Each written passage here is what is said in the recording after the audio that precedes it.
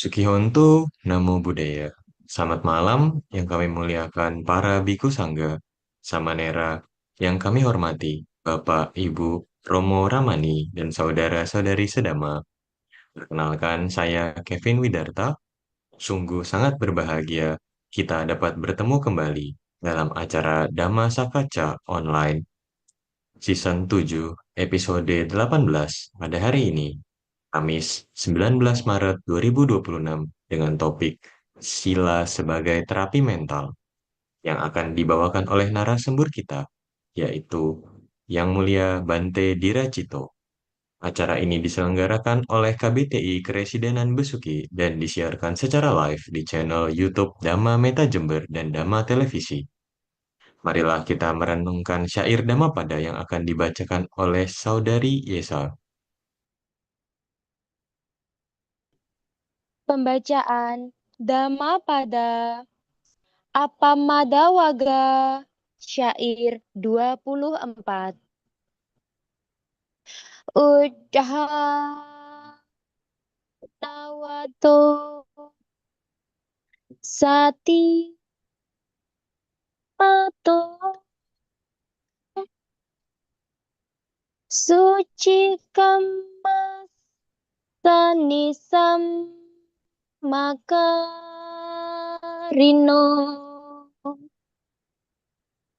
sanyata saddhamma wijino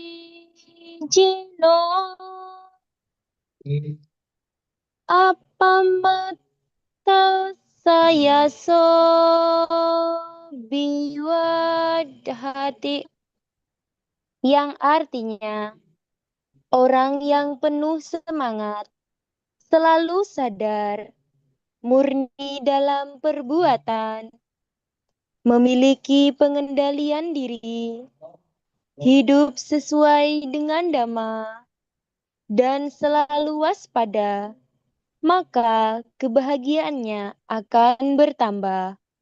Sadu, sadu, sadu. Terima kasih Saudari Yesa atas pembacaan syair Dhammapadanya. Sebelum kita memulai kegiatan Dhamma Sakaca Online pada malam ini, marilah kita membacakan nama Karapata bersama-sama. Arahang Samma Sambuddho Bhagawa Buddhang Bhagawantang Abhiwademi Swakkato Bhagawata Dhammo Dhammang Namassami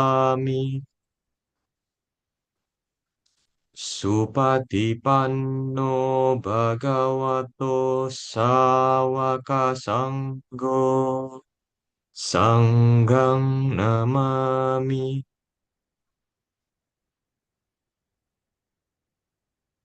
Sebelum kita memulai kegiatan kemudian, marilah kita mengenal lebih lanjut kepada narasumber kita pada malam hari ini.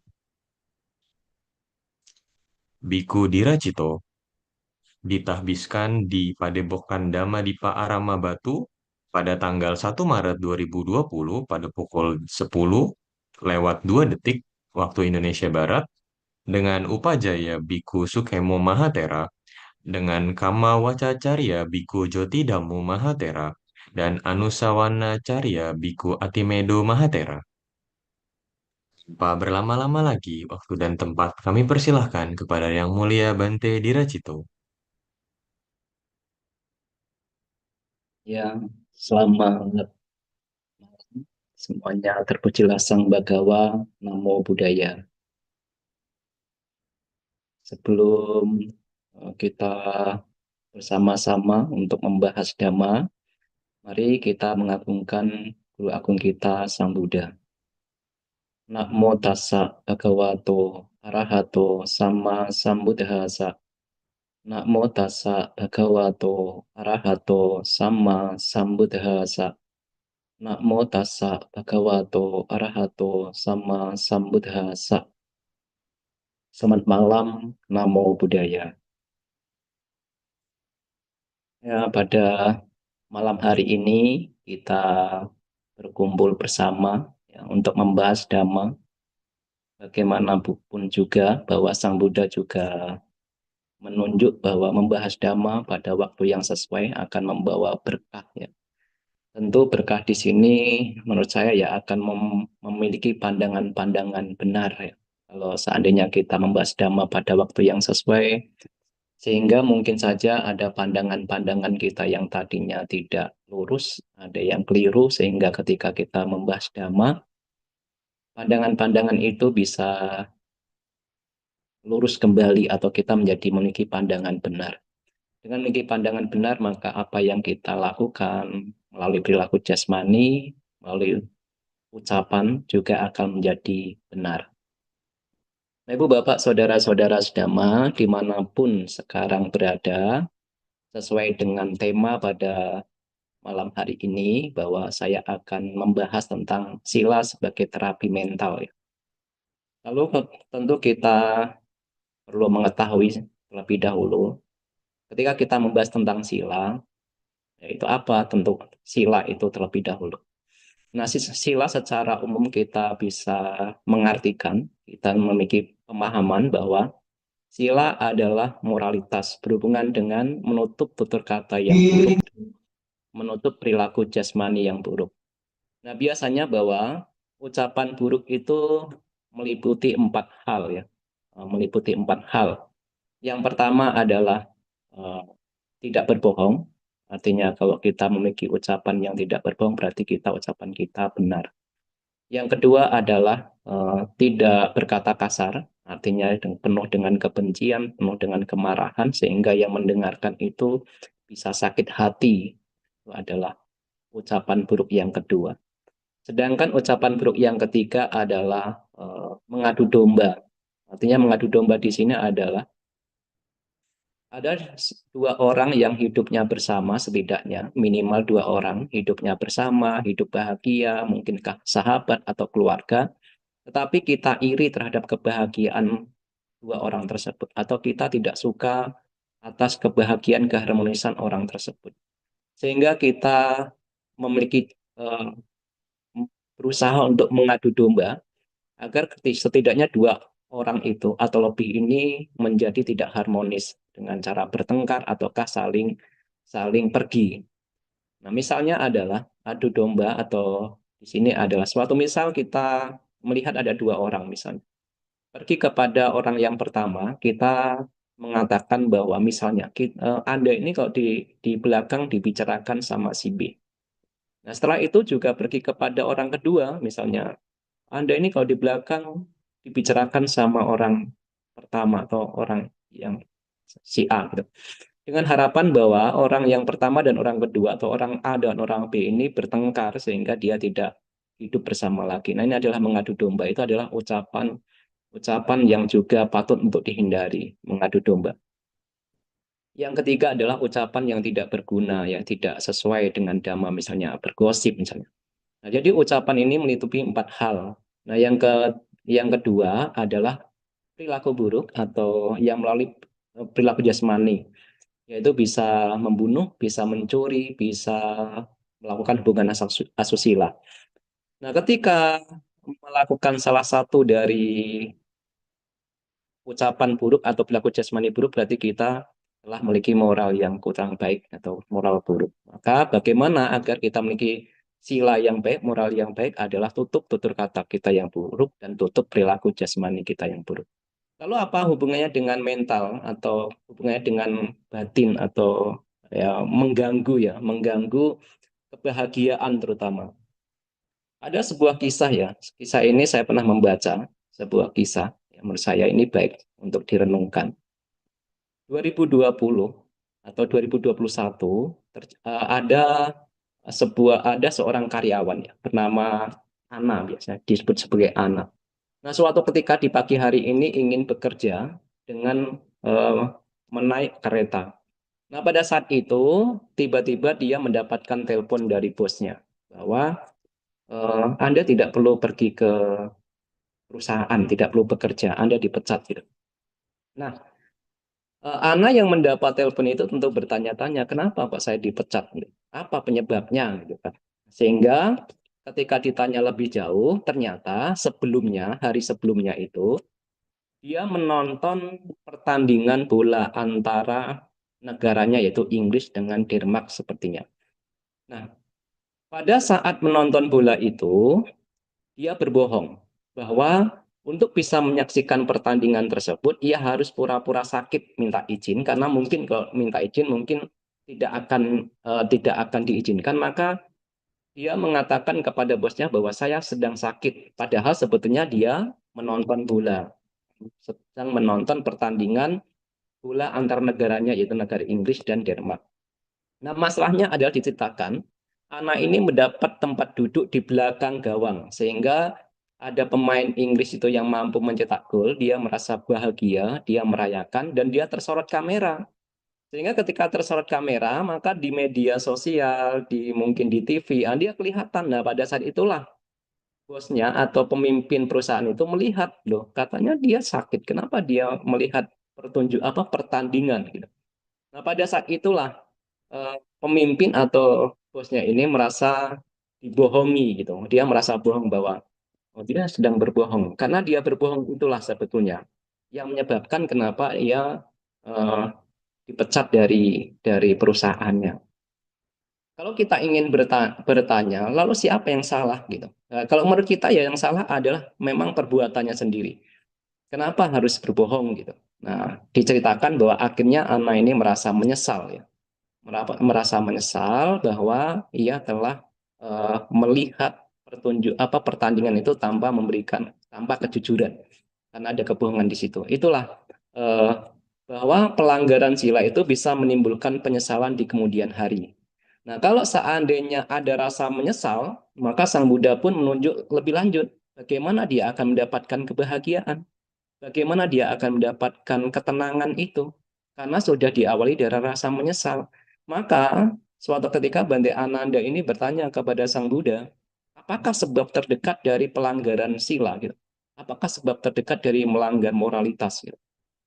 Nah, Sang Buddha menyebutkan bahwa eh, pelanggaran atau sebab terdekat kalau orang melanggar sila itu adalah merasa menyesal itu sudah muncul. Sebab terdekatnya adalah rasa penyesalan tersebut. Nah, ketika rasa penyesalan ini sudah muncul, maka ia tidak mendapatkan kegembiraan. Ya, tidak ada rasa gembira. Selanjutnya dia tidak akan mendapatkan rasa kebahagiaan, rasa sukacita itu tidak ada. Karena sudah diawali dari rasa penyesal tersebut. Nah, itulah kenapa disebutkan bahwa moralitas ini begitu sangat penting ya. Moralitas sebagai pondasi ketika kita duduk bermeditasi misalnya, maka sila ini menjadi pondasi agar kita mendapatkan rasa aman, rasa tenang, rasa damai. Nah, ketika diawali dengan tidak adanya rasa menyesal tersebut, maka bisa saja akan duduk dengan tenang, ada duduk dengan bahagia terlebih ya. Nah, itulah. Jadi agar kita terhindar dari rasa penyesalan, agar terhindar dari rasa kecemasan, maka sila itu patut untuk dimiliki. Tentu banyak sekali kisah-kisah bagaimana bahwa pelanggaran sila itu pada akhirnya hanya akan membawa eh, berantakan hidup ini. Misalnya adalah sila di dalam rumah tangga kan ada 5, misalnya membunuh, mencuri, ya. Ada sila yang buruk adalah membunuh, mencuri, berbuat asusila, berbohong dan minuman keras. Nah, bagaimana kalau kita seandainya melihat ada kisah-kisah atau cerita-cerita nyata di dalam kehidupan sehari-hari, bagaimana seorang yang sudah berumah tangga tiba-tiba rumahnya dibelah menjadi 2 karena mengetahui salah satu pasangan hidupnya adalah selingkuh. Nah, ini menyebabkan bahwa ada ketidaktenangan ketika dalam pelanggaran-pelanggaran moralitas. Nah, ketika tidak ada ketidaktenangan, ada rasa penyesalan, maka kehidupan ini pun menjadi terganggu, ya. Harmonis itu menjadi keharmonisan rumah tangga pun menjadi terganggu. Itu baru eh, pelanggaran sila yang ketiga. Belum lagi pelanggaran sila yang pertama, belum lagi pelanggaran sila yang kedua, belum lagi pelanggaran sila yang kelima misalnya minuman keras. Nah, lalu apa bahayanya? Bahayanya kalau kalau kita ini memiliki moral yang buruk. ya, moral yang buruk. Sang Buddha menyebutkan ada 5 setidaknya. Setidaknya 5 hal ini akan didapatkan atau akan membawa keruntuhan bagi seorang yang memiliki moral yang buruk. Misalnya yang pertama adalah ia penuh dengan penyesalan yang pertama tadi, ya. Penyesalan. Dia menyesal. Kenapa? Karena reputasi namanya di masyarakat ini buruk ya. Nah, kalau orang itu sudah mencuri misalnya, maka dia akan mendapatkan reputasi yang buruk di masyarakat. Nah, ketika mendapatkan reputasi yang buruk, dia dibicarakan keburukannya, nama buruknya tersebar, otomatis kan ada rasa ketidaknyamanan. Sehingga menjalani kehidupan di masyarakat ya tidak tenang, karena hanya yang didengar adalah nama-nama buruk. Itu yang pertama. Yang kedua, Sang Buddha juga menunjuk bahwa orang yang bermoral buruk itu akan kehilangan kekayaan secara nyata, gitu. Jadi tidak mampu meningkatkan kekayaannya. Misalnya gini, kalau seandainya orang itu mencuri, gitu, awalnya kan ingin meningkatkan kekayaannya, tetapi dia mencuri, mencuri yang bukan apa, mencuri milik orang lain, ketangkap digebukin misalnya. Jadi dia harus, kalaupun seandainya tidak berurusan dengan polisi, karena dia digebukin, tentu dia merasa mungkin jasmaninya bisa sakit kan. Dia harus terobati, diobati. Nah, diobati harus pergi ke rumah sakit itu juga akan menghilangkan atau mengurangi kekayaan yang telah dikumpulkan. Belum lagi kalau sampai memang tertangkap polisi, otomatis dia akan masuk ke dalam penjara. Nah, ketika sudah masuk ke dalam penjara, otomatis tidak bisa meningkatkan kekayaannya. Dia tidak bisa bekerja untuk meningkatkan kekayaannya itu. Jadi, orang yang memiliki moral yang buruk, hidupnya tidak akan tidak teratur, sehingga justru akan mengurangi kekayaan yang dia terima. Nah, itu yang kedua. Jadi, orang yang bermoral buruk itu kekayaannya bukannya semakin meningkat, tetapi semakin berkurang. Nah, yang ketiga adalah dia akan merasa ketakutan ketika berkumpul dengan masyarakat. Dia tidak penuh percaya diri gitu. Masuk ke dalam masyarakat, berkumpul dengan masyarakat, dengan kalangan masyarakat. Kenapa? Karena dia mungkin merasa, oh jangan-jangan dia tahu ya kalau saya mencuri. Jangan-jangan dia tahu ya kalau saya berbohong. Ada rasa ketakutan, ada rasa penuh percayaan ketika masuk ke dalam perkumpulan. Apakah dengan keluarga misalnya, apakah dengan masyarakat gitu. Jadi ada rasa tidak percaya diri. Nah, itu yang ketiga, bahaya atau cacatnya kalau kita memiliki moral yang buruk. Dan yang keempat dijelaskan Sang Buddha bahwa ketika akan mengalami kematian, karena hanya akan teringat dengan ucapan perilaku buruk yang dilakukan, itu akan menambah kesedihan atau menambah kebingungan. Karena meninggal dalam keadaan bingung, dalam keadaan sedih, maka yang kelima bahayanya adalah itu bisa menjatuhkan dirinya ke alam rendah, ke alam penderitaan. Nah, inilah 5 bahaya, sebetulnya 5 bahaya ketika seseorang ini memiliki moral yang buruk, yaitu eh, kekayaannya tidak meningkat. Yang kedua adalah nama baiknya, reputasinya buruk di masyarakat. Yang ketiga ini tidak punya rasa percaya diri ketika berkumpul dengan kelompok masyarakat. Dan yang keempat adalah ketika akan mengalami kematian, ia merasa kebingungan, rasa kesedihan itu muncul karena yang diingat adalah hal-hal yang buruk yang pernah dilakukan. Dan yang kelima adalah karena mengingat atau teringat dengan perbuatan-perbuatan buruk yang dilakukan, sehingga itu bisa menjatuhkan dirinya ke alam rendah. Nah, ini 5 hal yang menyebabkan kenapa seseorang ini memiliki bahaya kalau seseorang ini memiliki moral yang buruk. Lalu kalau seandainya kita memiliki moral yang baik, ya tentu sebaliknya, tentu sebaliknya. Nah, dia akan meningkatkan kekayaannya yang diperoleh. Nah, dengan orang yang memiliki moral yang baik, itu akan hati-hati dalam kehidupan sehari-hari. Bagaimana menjaga tutur katanya, bagaimana menjaga perilaku jasmaninya, agar tidak merugikan diri sendiri juga tidak merugikan makhluk lain. Karena dia penuh hati-hati dalam bertingkah laku di masyarakat, maka dia pun bekerja dengan penuh ketenangan, dia pun bekerja dengan penuh kedamaian. Kalau seandainya kata-katanya jujur saja, tentu kalau kita membandingkan di masyarakat, kalau seandainya ada 2 orang, yang satu ini bicaranya jujur, yang satu ini bicaranya tidak jujur, maka orang akan lebih suka untuk bekerja sama dengan orang yang jujur. Itu saja kita sudah bisa melihat manfaatnya di kehidupan saat ini juga. Kalau seandainya ada orang yang mencari pegawai, mencari pekerja, kalau mau membandingkan, yang satu ini jujur, yang satu tidak jujur, maka hampir semua orang atau kebanyakan orang atau bahkan semua kalau ingin ingin mencari pekerja untuk dikerjakan di perusahaan atau di rumah, maka orang ini akan mencari orang yang jujur, itu sudah pasti. Nah, dari situlah bisa diketahui bahwa orang yang moralnya baik, silanya baik, tentu dia akan dengan mudah untuk meningkatkan kekayaannya. Bukannya eh, kekayaannya semakin berkurang. Apalagi kalau ia menghindari minuman keras, karena kan minuman keras kalau Sang Buddha juga menunjukkan bahwa dengan minuman keras itu akan mengurangi kekayaan secara nyata, sedangkan orang yang menghindari minuman keras berarti dia telah menutup kebocoran kekayaan di dalam rumah tangga. Nah, ini yang pertama. Jadi Sang Buddha menunjuk bahwa dengan memiliki moral yang baik, sebetulnya orang itu akan hati-hati di dalam kehidupan sehari-hari. Karena hati-hati dalam kehidupan sehari-hari sehingga ia mampu meningkatkan kekayaannya secara nyata. Yang kedua tentu orang yang moralnya baik, ucapannya, tutur katanya baik, perilaku jasmaninya juga baik di masyarakat, reputasi baiknya akan tersebar luas. Tersebar luas. Maka itulah jadi ini akan membawa kebahagiaan. Bagaimanapun juga, ujian itu karena dia melakukan hal-hal baik, tentu ini akan membawa kedamaian, membawa kebahagiaan. Nah, ini sebagai terapi mental sebetulnya. Ya, dia tidak ada rasa ketakutan, tidak ada rasa penyesalan, tidak ada rasa kekhawatiran.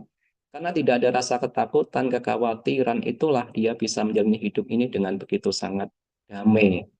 Itu akan berpengaruh kepada manfaat yang ketiga, yaitu dia akan penuh percaya diri ketika masuk ke dalam masyarakat.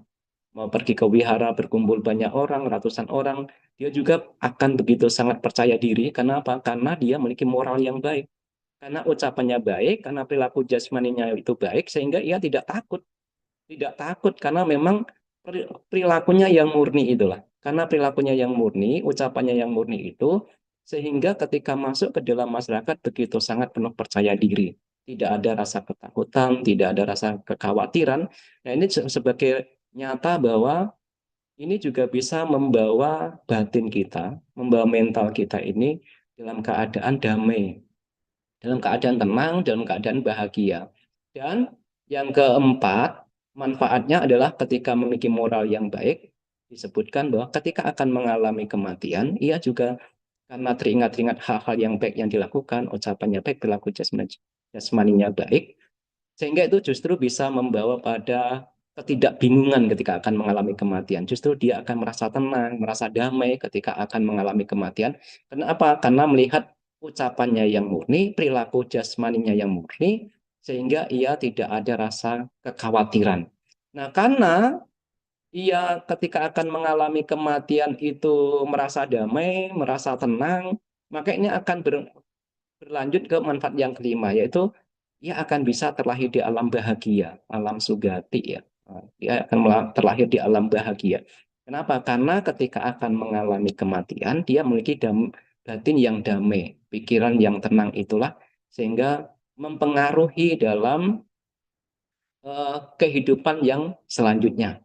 Nah, inilah bahwa kita memahami sila itu begitu sangat penting. Ya, sekali sila itu begitu begitu sangat penting di awal kita memang setidaknya meningkatkan meningkatkan menjaga menjaga moral kita dengan hati-hati, dengan begitu sangat baik, seperti halnya tadi di dalam Dhammapada di awal dibacakan bahwa hidup sesuai dengan dhamma dan terkendali, itu kebahagiaannya akan semakin meningkat, bukannya semakin berkurang. Nah, inilah jadi sila sebagai terapi mental adalah agar kita di dalam kehidupan sehari-hari ini memiliki kedamaian, memiliki ketenangan ketika kita duduk, ketika berdiri, maka sila itu patut untuk dijaga.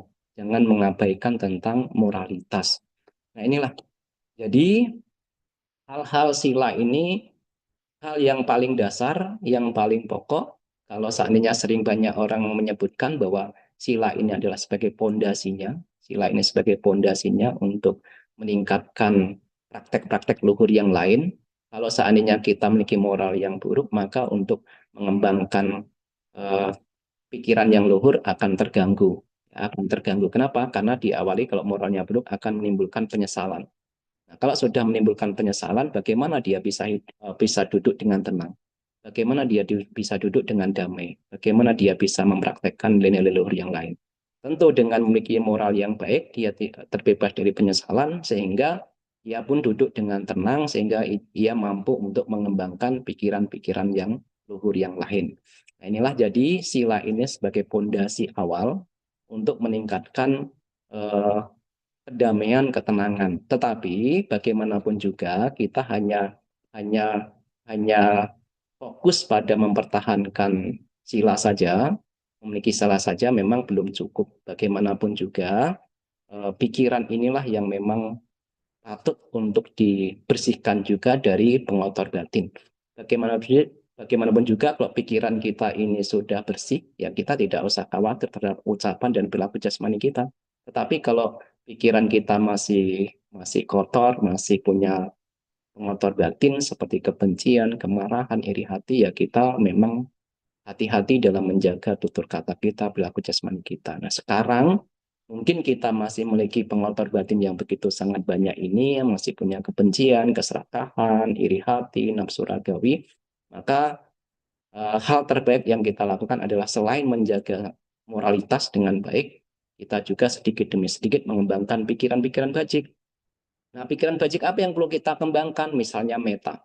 Meta ini lanjutan dari moralitas yang baik. Ketika kita memiliki moral yang baik, ya kita bisa duduk dengan damai dan bisa mengembangkan meta dengan baik, cinta kasih.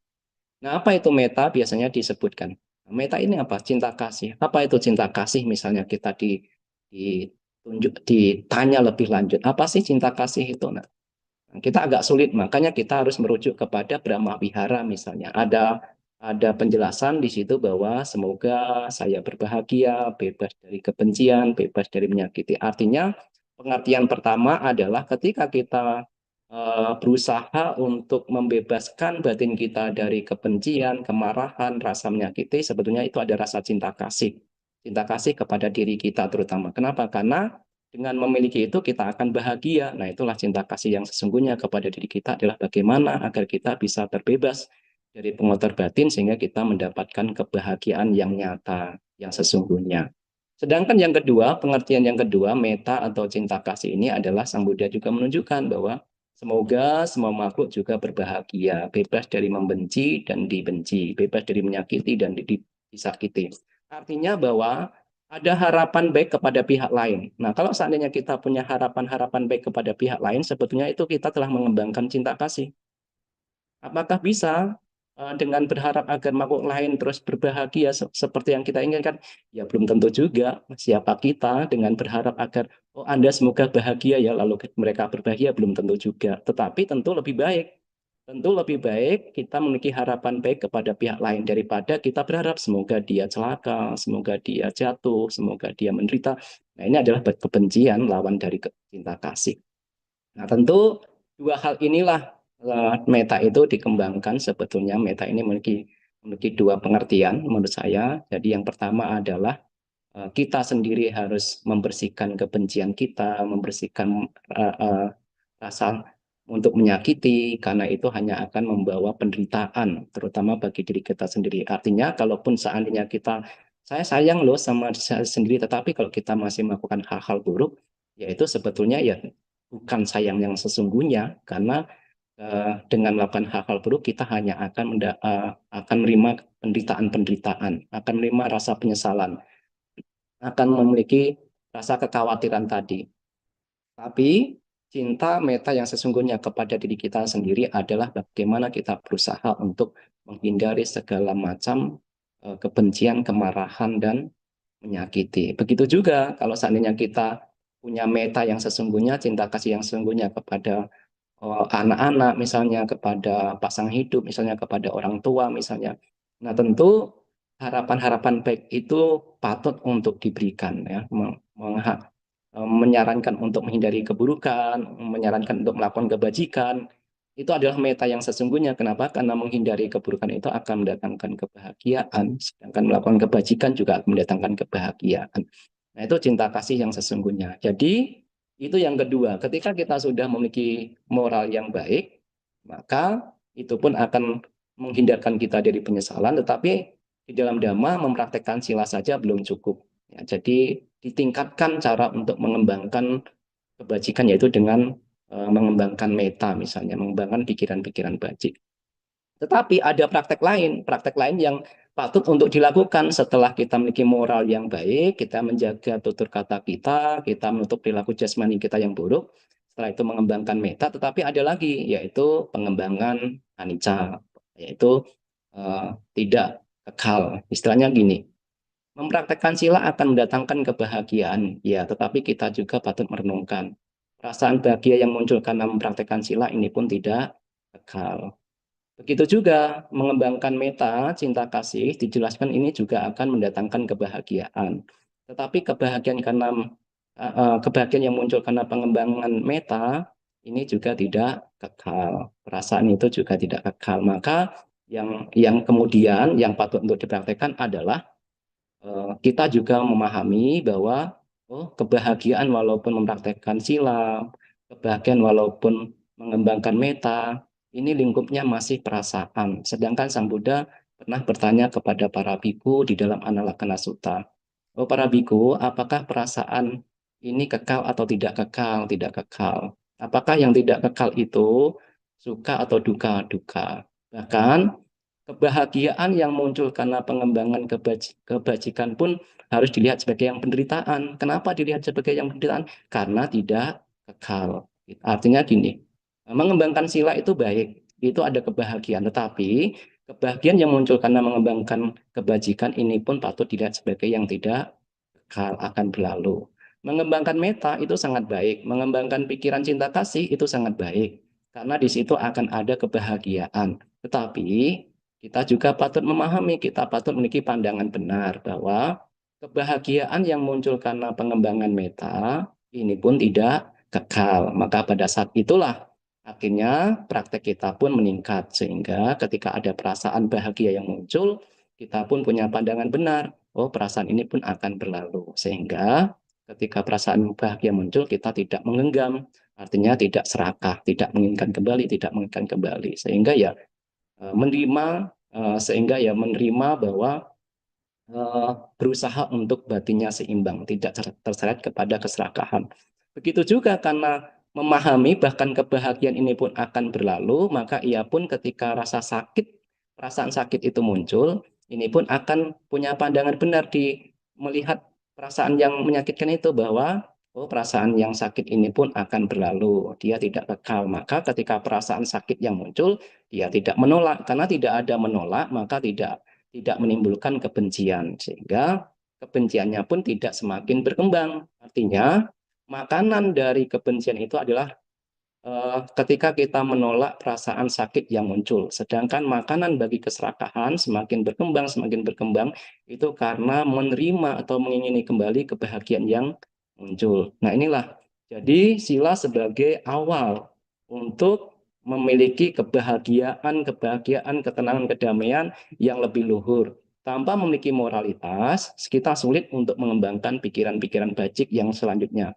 Tetapi hanya berfokus pada sila saja belum cukup, ya, belum cukup. Jadi pandangan benar itu patut untuk dimunculkan, terutama adalah pengembangan tentang anicca tadi.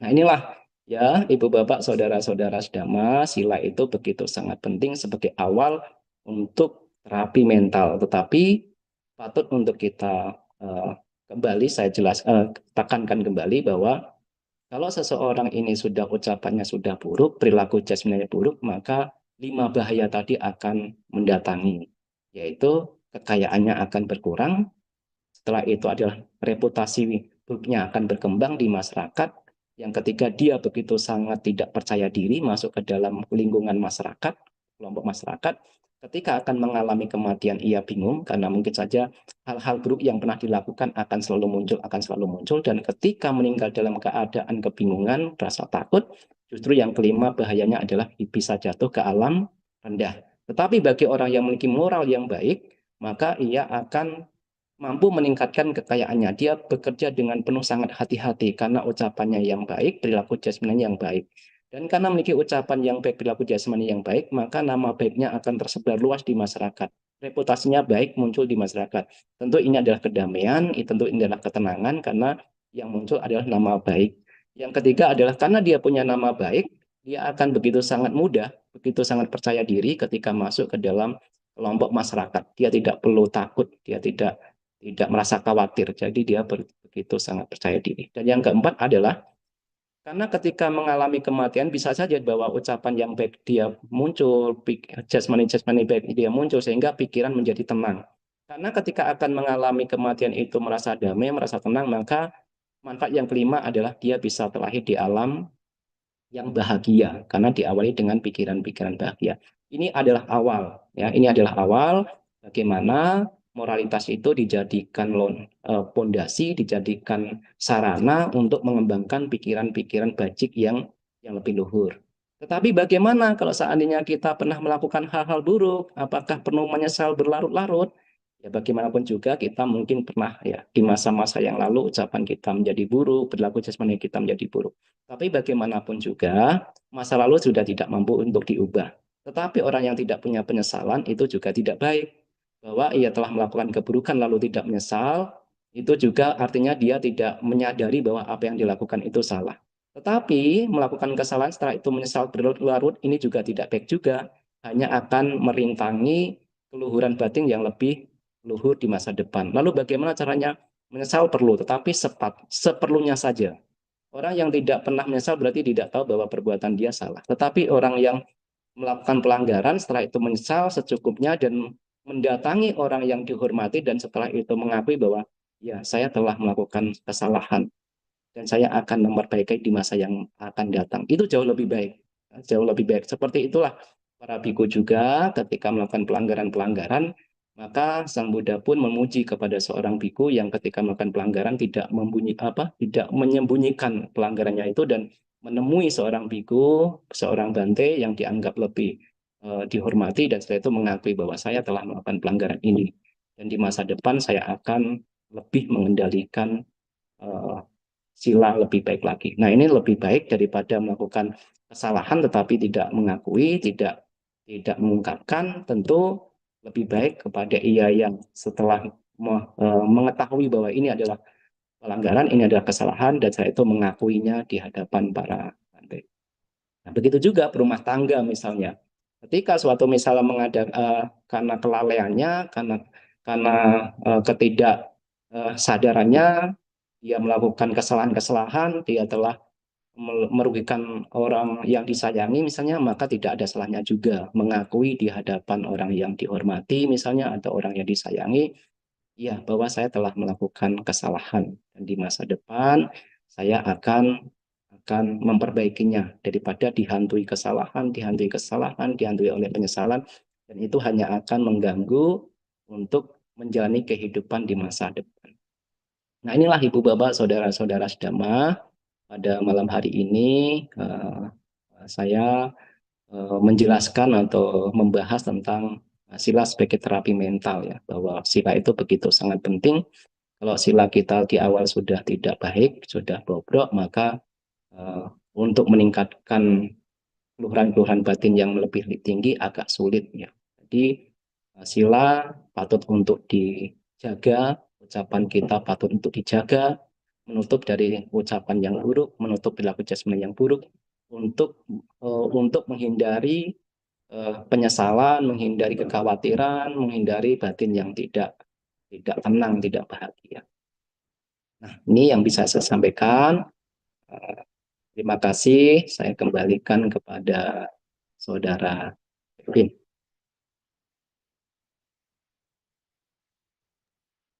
Terima kasih Bante atas Dhamma Desananya. Izin Bante ya untuk kita masuk ke sesi tanya jawab Bante. Yang pertama Bante, ada yang bertanya di Zoom. Jika ada Wandami Bante, jika dalam satu kalangan yang satu suka menyepi, yang satu suka ramai, bagaimana peranan sila dalam hal ini sebagai terapi mental Bante? Wandami Bante. Ya, misalnya satu yang suka menyepi mungkin suka dengan ketenangan, kedamaian gitu ya, sepi ya. Sedangkan yang satu suka ramai. Bagaimana sila itu sebagai terapi? Sebenarnya sila itu dikatakan ya, kita melanggar sila itu ketika kita sudah berucap ya, berucap buruk ya. Misalnya seperti tadi, ucapan ada 4 hal: berbohong, berkata kasar, setelah itu mengadu domba, dan bergosip, misalnya kata-kata yang tidak berguna. Sedangkan yang kedua adalah perilaku buruk melalui jasmani, yaitu membunuh, mencuri, dan berbuat asusila. Nah, menyepi, apakah ketika suka dengan kesepian, adakah yang satu keramaian? Apakah ini pelanggaran sila? Menurut saya, selama kita tidak berucap buruk, selama kita tidak berucap kasar, itu berarti bukan pelanggaran sila. Lalu bagaimana kalau seandainya kita suka di tempat yang sepi, yang satu ramai? Hal yang paling perlu kita lakukan adalah mungkin yang pertama memberitahu bahwa saya suka dengan, atau lebih baik hidup lebih agak sepi gitu ya, atau gimana, dikasih pengertian bahwa kita itu tidak nyaman loh kalau seandainya hidup itu rame gitu.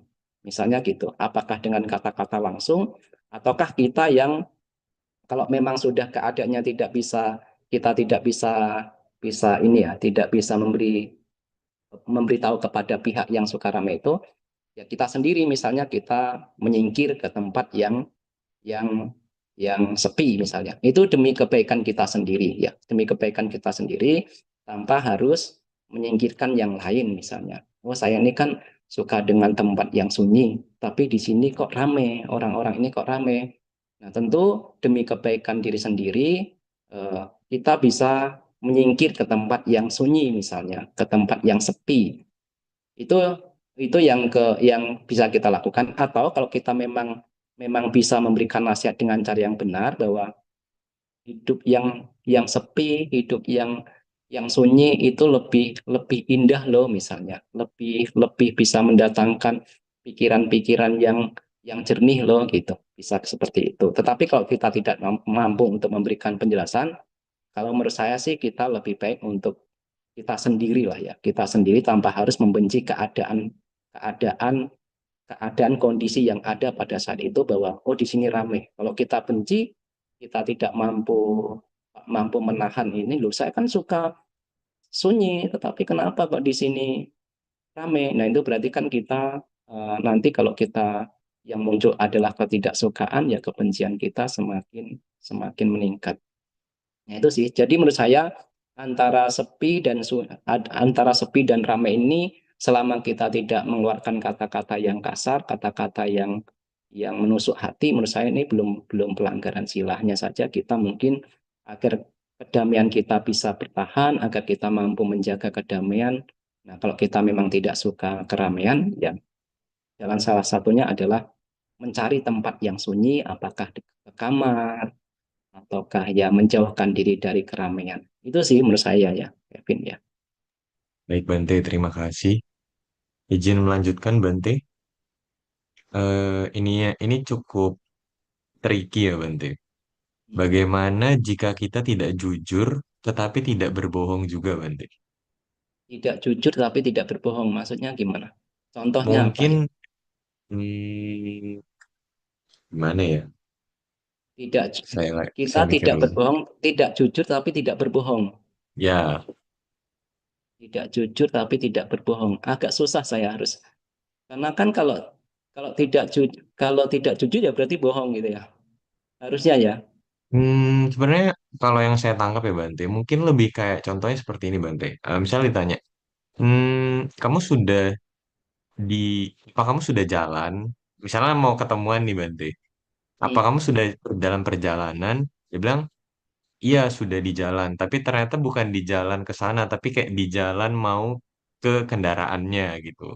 Kan dia nggak bohong Bante. Dia nggak jujur juga tapi. Mungkin seperti itulah contohnya Bante. Itu ya. Hmm. Nah, saya agak kesulitan untuk menangkap tidak jujur tetapi tidak bohong.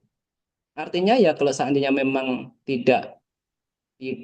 artinya tidak jujur tetapi bagaimana ya? Tidak jujur tetapi tidak bohong. Saya coba Tidak pikirkan jujur. analogi yang lain nih Bante ya. Mungkin yang lebih Mungkin gampang. diam saja. Maksudnya gitu ya. Mungkin diam saja. Tidak Ya bisa jujur, juga mungkin tidak. kalau responnya adalah diam gitu. Ya, menurut saya sih eh, dikatakan pelanggaran itu ketika kita memang sudah melalui, kalau berbohong gitu kan. Berbohong itu kan punya faktor-faktornya ya. yang faktor-faktor itu ya. Jadi eh, ada 5 faktor kenapa dia berbohong seperti itu kan, bahwa ada objek, ada orang, dia mengatakan ya, punya niat, dia berusaha untuk mengatakan dan ucapan itu sudah berbohong gitu. Jadi selama dia diam, sebetulnya kan tidak berbohong ya, selama dia tidak berkata-kata gitu. Artinya kan berbohong itu terjadi ketika dia sudah mengucapkan dengan penuh ingin berbohong dan orang itu mendengar gitu. Itu baru dikatakan berbohong. Seperti itu sih menurut saya sih. Oh, ini Bante ada contohnya. Nah, Misalnya ditanya mau kemana oleh orang tua. hmm. Di kita itu bilangnya adalah mau keluar ketemu orang, tetapi nggak bilang orangnya secara spesifik. Misalnya mau jumpa pasangan atau pergi makan, cuma bilang ke orang tua mau keluar saja gitu, Bante. Oh, menurut saya sih selama orang tua kan hanya mau kemana gitu, mau keluar untuk bertemu teman, itu kan sudah berkata yang sesungguhnya ya. Hanya saja kan orang tua tidak tidak mengejar dengan siapa. Nah, kalau berbeda dengan yang nanti yang ditemui, nah itu kan berbohong. Tapi kalau sekedar orang tua hanya berkata mau kemana, mau keluar bertemu dengan orang, nah itu kan dijawab dengan sebenarnya ya. Menurut saya itu sudah benar. Hanya saja kalau orang tua lalu melanjutkan bertemu dengan siapa, lalu harusnya bertemu dengan si A, tetapi dia mengatakan bertemu dengan si B. Nah, itu sudah berbohong. Dia sudah membohongi gitu. Tapi selama selama dia hanya mengatakan bahwa saya mau bertemu dengan orang. Nah, orang tuanya kan hanya bertanya bertemu dengan siapa kan gitu. Ya, itu sih menurut saya ya. Ya, Bante. Seperti Izin lanjut ya, Bante. baik. Terus ini Bante, bagaimana menyelesaikan miskomunikasi yang mungkin ketika kita bicara ke si B, tetapi si B ini terus menjalar sambil menambah hal yang tidak benar. Jadi kayak ceritanya itu dibumbu-bumbui gitu Bante. Berarti itu bukan tanggung jawab kita ya. Yang penting kan kita sudah membicarakan yang sebenarnya. Ya, kita sudah membicarakan yang penuh kejujuran, kita sudah berbicara sebenarnya. Terlepas nanti setelah kita berbicara kepada orang lain, setelah itu orang lain memberikan tambahan, terus mengurangi informasi, itu bukan bukan kesalahan dari kita. Selama kita Tapi, telah ya, tapi ada ini Bante, ada akibatnya yaitu orang yang diceritakan oleh si B ini jadinya punya hubungan yang tidak baik ke kita Bante karena itu. berarti kita yang pertama kita memberitahu bahwa itu bukan benar seperti yang saya sampaikan. Lalu bagaimana kalau seandainya pihak lain tidak percaya, yaitu di luar dari kuasa kita. Yang terpenting kita sudah berbicara yang sesungguhnya. Karena eh, ya itu menurut saya seperti itulah. Yang pertama, kalau memang si yang pihak ketiga nanti terpengaruh dengan perkataan dari pihak kedua, nah kita punya kewajiban ya, punya hak untuk menjelaskan yang sesungguhnya. Bahwa kata-kata saya yang disampaikan kepada pihak pertama itu tidak seperti itu. Nah, terlepas nanti kalau seandainya pihak yang ketiga yang dikasih tahu itu, pihak kedua yang dikasih tahu itu masih tidak percaya, ya sudah kita sudah tidak punya kuasa, tidak punya kemampuan lagi. Karena kan eh, yang terpenting kita sudah menjelaskan yang sesungguhnya. Kita tidak berbohong, kita menjelaskan yang apa adanya yang sebenarnya. Menurut saya seperti itu. Ya, jadi eh, ya itu, jadi kita kadang tidak punya kuasa kepada orang lain, bahkan kepada diri kita saja. Kita tidak punya kuasa ya. Misalnya saya ingin bahagia terus, mana bisa? Perasaan ini kan tidak bisa kita tuntut agar selalu bahagia. Apalagi kepada pihak yang ada di luar kita. Yang terpenting ucapan kita sudah baik, ucapan kita sudah sesuai. Masalah nanti di luar nanti memang ada penambahan-penambahan, ya kita punya punya hak juga, punya kewajiban kita untuk meluruskan. Sebetulnya bukan itu loh yang saya sampaikan. Gitu. Kalau lalu pihak ketiga tidak mau mendengar, tidak mau mengerti, sebetulnya ya itulah ketidakmampuan kita untuk berharap agar semua orang itu harus sesuai dengan yang kita jelaskan. Tetapi sebenarnya masih ada cara-cara lain, misalnya agar agar pihak kedua atau orang yang dikasih penjelasan itu bisa mengerti, yaitu kita bisa minta bantuan orang lain, misalnya siapa yang dihormati dia atau siapa yang dekat dengan dia, bahwa kita bisa menjelaskan bahwa bukan itu yang saya katakan kepada pihak si A, tetapi ini gitu. Setelah nanti masih tidak bisa, ya itulah resiko kita di masyarakat. Tidak semua orang bisa kita kasih pemahaman. Yang terpenting hati-hati saja kita dalam berbicara. Seperti itu, kayak. Baik, Bante. Izin lanjut ya, Bante. Baik. Apakah kata-kata kita itu termasuk cerminan pikirannya kita, Bante? Kenapa? Apakah kata-kata kita itu termasuk cerminan dari pikiran, Bante? Ya, itu juga bisa karena kebiasaan ya. Ya, karena semuanya berawal dari pikiran ya. Kita gitu kan, kita gitu. Nah, karena sudah terbiasa itu, karena ya semuanya ini memang berawal dari pikiran ya. Sang Buddha kan menunjukkan di dalam Dhammapada syair pertama, bahkan syair pertama dan kedua sudah menunjukkan dengan jelas bahwa eh, pikiran itu kan sebagai pelopor ya, sebagai awal ya. Jadi melalui ucapan, melalui perilaku jasmani itu diawali dari pikiran. Karena sudah terbiasa sehingga terlalu cepat segitu, terlalu spontan gitu, terlalu spontan tanpa berpikir tiba-tiba kita sudah berbicara. Karena itu diawali, tapi semuanya berawal dari pikiran di awal ya, berawal dari pikiran. Tetapi seolah-olah karena kita sudah terbiasa itulah sehingga seolah-olah loh ini bukan dari pikiran saya, tiba-tiba saja saya berbicara, karena itu begitu sangat cepat ya, karena sudah terbiasa disampaikan, terbiasa diucapkan sehingga itu sudah menjadi spontanitas gitu. Tetapi awal-awal tetap itu berawal dari pikiran ya. Jadi memang harus hati-hati kita dalam kita dalam berbicara, berperilaku, karena kalau sudah menjadi kebiasaan yaitu ya akan sulit untuk dikendalikan kan gitu. Menurut saya ya. Oke, Oke, baik, Bante. Lanjut ya, Bante. Ini mungkin yang paling sering terjadi ya, Bante. Mengapa kata-kata buruk itu lebih mudah dilakukan atau diucapkan daripada kata-kata yang baik, Bante? Menurut saya kebiasaan ya.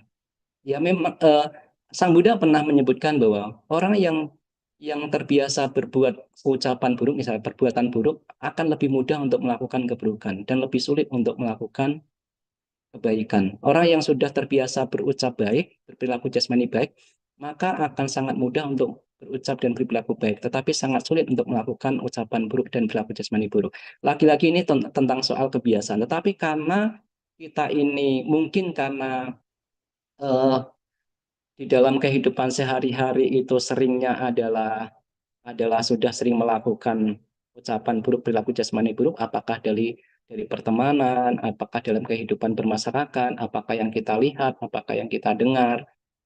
Itulah sehingga seolah-olah memang begitu sangat sulit untuk berbicara, berperilaku jasmani yang baik tadi itu. Ya ini soal kebiasaan sih sebetulnya sih, karena kita sudah terbiasa berbicara yang buruk dan berperilaku yang jasmani yang buruk, sehingga itu akan sangat memudahkan kita untuk melakukan hal-hal yang buruk, ucapan buruk dan perilaku jasmani buruk. Kurangnya pengendalian diri sih, menurut saya sih. Nah, kenapa kenapa kok kita ini memang sangat sulit sekali untuk melakukan pengembangan pikiran-pikiran yang bajik, sedangkan pikiran-pikiran buruk, ucapan-ucapan buruk, perilaku jasmani buruk itu begitu sangat mudah dilakukan. Nah, karena ini ya, karena ya pengotor batin kita ya, terutama ya pengotor batin kita ini begitu sangat sangat sangat tebal. Maka ada syair Sang Buddha pernah menyebutkan bahwa jangan meremehkan walaupun perbuatan itu kecil, kan gitu. Jangan meremehkan walaupun perbuatan itu kecil. Karena perbuatan kecil itu jika dilakukan itu kan akan menjadi sebuah kebiasaan seperti halnya dengan tetesan air ya. Tetesan air itu awalnya kan kecil-kecil-kecil, tapi lama-lama juga ember itu bisa penuh. Jadi itulah kenapa kita berhati-hati dengan pengendalian diri kita, dengan pengendalian diri. Jadi diawali dari ini, diawali dari pengendalian diri, diawali dari kehati-hatian, tidak meremehkan ucapan-ucapan itu walaupun ini kan kecil ya, ucapan ini kan tidak berpengaruh. Tapi kalau seandainya itu dilakukan terus, ya itu akan menjadi sebuah kebiasaan, dan kalau sudah kebiasaan ya sulit untuk dikendalikan. Gitu. Lebih ke banyak kebiasaan sih. Kita tergantung dari kita ini eh, sering-sering lah. Bagaimana agar kita ini takut atau malu ucapan buruk, perilaku jasmani buruk, yaitu kita harus mengerti bahayanya tadi, ya, bahayanya tadi. Kalau ucapan buruk, perilaku jasmani buruk, itu hanya akan membawa bahaya-bahaya, akan membawa ketidakmanfaatan bagi diri sendiri. Seperti tadi ada lima bahaya. Sang Buddha menyebutkan bahwa kekayaan itu akan berkurang, reputasi buruknya akan berkembang, ia tidak penuh percaya diri, khawatir ketika bertemu dengan kelompok masyarakat, ketika akan mengalami kematian juga akan mengalami kebingungan, dan setelah meninggal ya akan diawali dari hal-hal yang membingungkan, kekecewaan, kekhawatiran, bisa menyeretnya ke alam rendah. Nah, ketika kita mengetahui ini bahaya, kalau kita berbicara buruk, berperilaku buruk, nah sedikit demi sedikit itu akan menjadi uh, penghambat kita untuk melakukan hal-hal buruk gitulah. Oh iya, ini kan ada bahaya buruk kalau kita melakukan hal buruk. Menurut saya itu sih, agar agar kita tidak terjerumus mudah melakukan hal-hal buruk, mengetahui bahaya dari perilaku buruk. Tapi kalau kita ingin ucapan baik, perilaku jasmani baik, kita juga memahami ini loh manfaatnya kalau kita memiliki ucapan ucapan baik, perilaku jasmani baik, sehingga sedikit demi sedikit ucapan kita terjaga, perilaku jasmani kita terjaga. Nah, kalau sudah terbiasa terjaga hal-hal yang baik, nah itu akan sangat mudah untuk melakukan hal yang baik dan sangat sulit untuk melakukan hal yang buruk. Menurut saya seperti itu ya, Kevin. Baik, Bante. Izin Bante, ada yang ingin melanjutkan pertanyaan. Kalau misalnya seperti tadi, bagaimana dengan orang yang latah, Bante? Karena itu kan biasanya terjadi secara spontan. Apakah karena kebiasaan atau apakah sempat datang dari pikirannya seperti itu, Bante? Latah ya karena sudah ini ya, ya menurut saya sih sudah terbiasa itulah, sehingga ketika melihat benda gitu karena sudah begitu sangat cepatnya itu, sehingga dia tiba-tiba saja tapi sebenarnya kan semua berawal dari pikiran gitu ya, karena kaget itu ya, kaget itulah, karena kaget, karena sudah terbiasa ketika melihat benda itu langsung yang muncul ya eh, benda itu, terus kata-katanya itu muncul. Jadi menurut saya ya bisa juga karena kebiasaan ya, karena sudah apakah hanya di kehidupan saat ini, ya sulit sekali karena kan kita mengalami kelahiran-kelahiran di masa yang lampau sehingga mungkin saja kita sudah terbiasa. Maka kebiasaan itu bisa terbawa gitu. Suatu misal gini, ada sebuah cerita di Dhammapada gitu kan, di Dhammapada yang singkatnya seperti ini. Ada seorang anak dan orang tuanya, bapaknya ini pergi ke hutan gitu, mengambil kayu gitu, mengambil kayu, dan malam-malam itu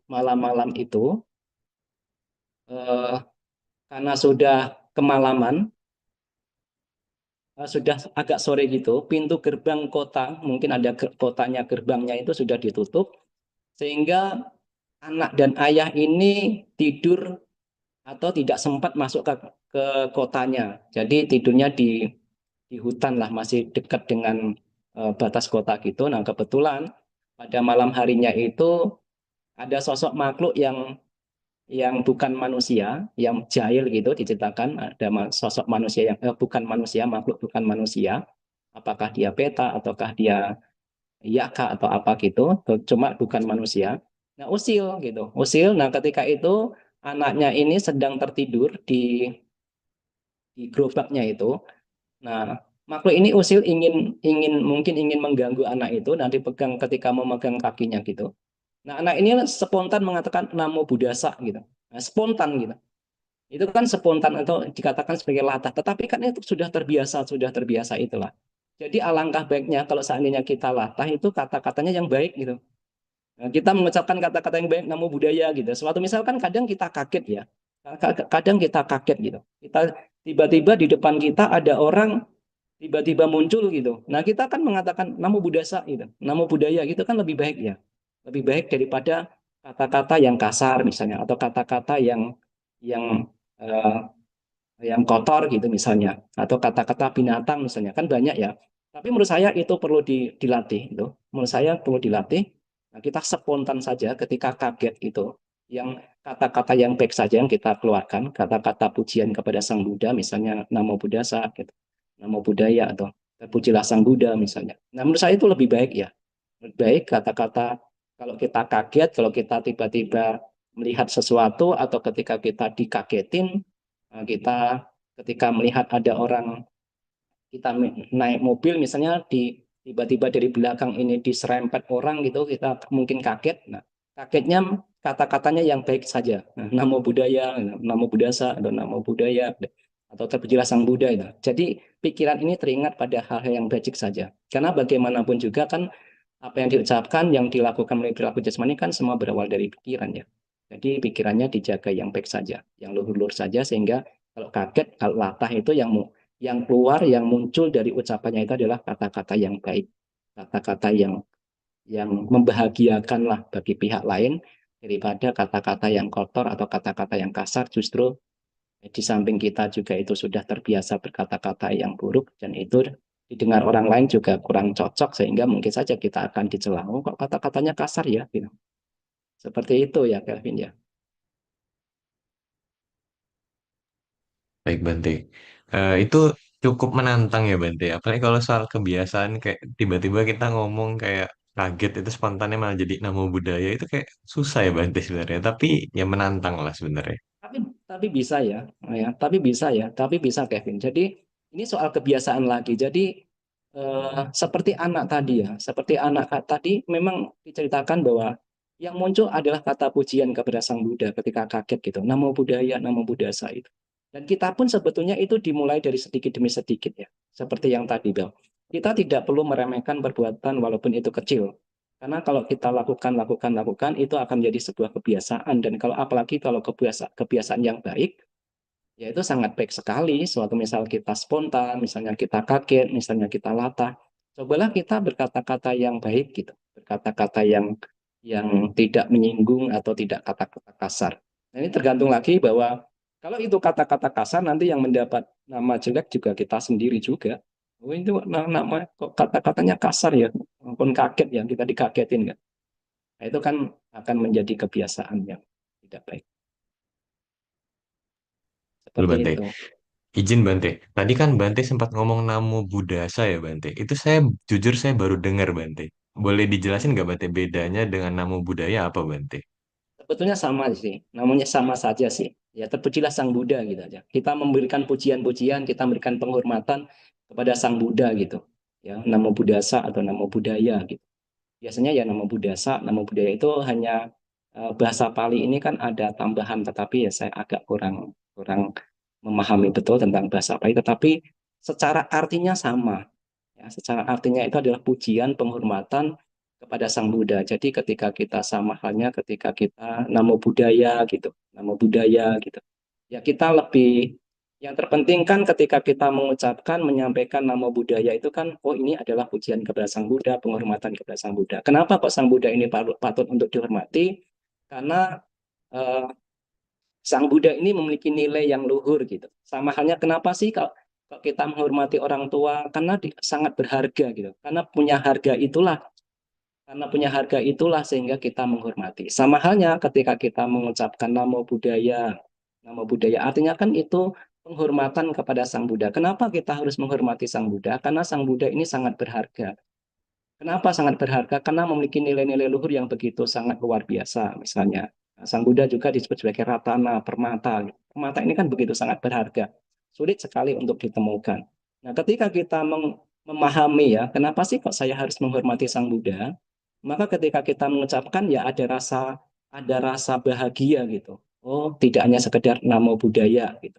Tapi saya menghormati Sang Buddha ini sebagai wujud bahwa Sang Buddha ini eh, memiliki nilai-nilai luhur yang begitu sangat luar biasa, yang begitu sangat agung.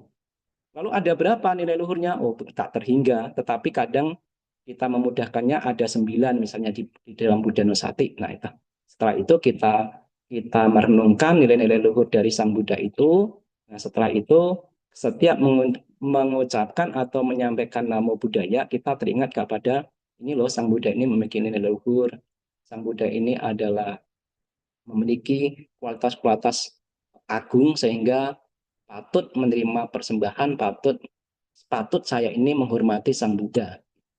Menurut saya seperti itu, Kevin ya. Sebenarnya sama saja itu wujud sebagai penghormatan, tetapi agar kita memiliki penghormatan yang benar-benar, yang sungguh-sungguh, artinya kita tidak hanya sekedar namo buddhaya, namo buddhasa, tetapi kita mengetahui bahwa Sang Buddha ini memiliki kualitas luhur yang begitu sangat agung, sehingga patut saya datang untuk menghormat Sang Buddha.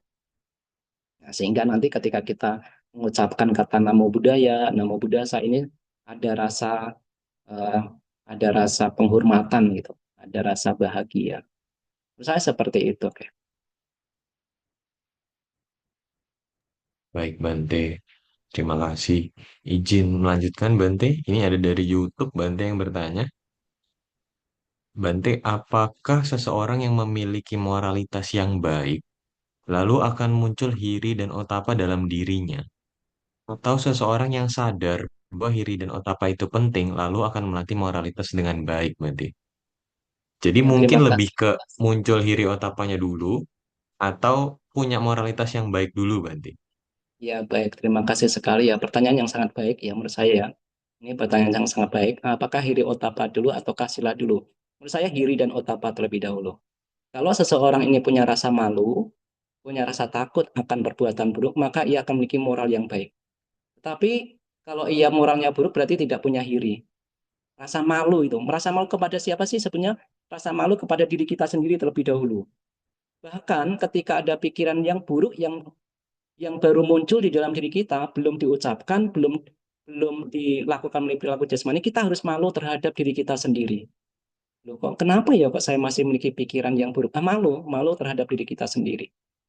Takut. Nah, kalau seandainya kita sudah tidak punya rasa malu kepada diri kita sendiri, setidaknya dicegah lagi dengan rasa takut.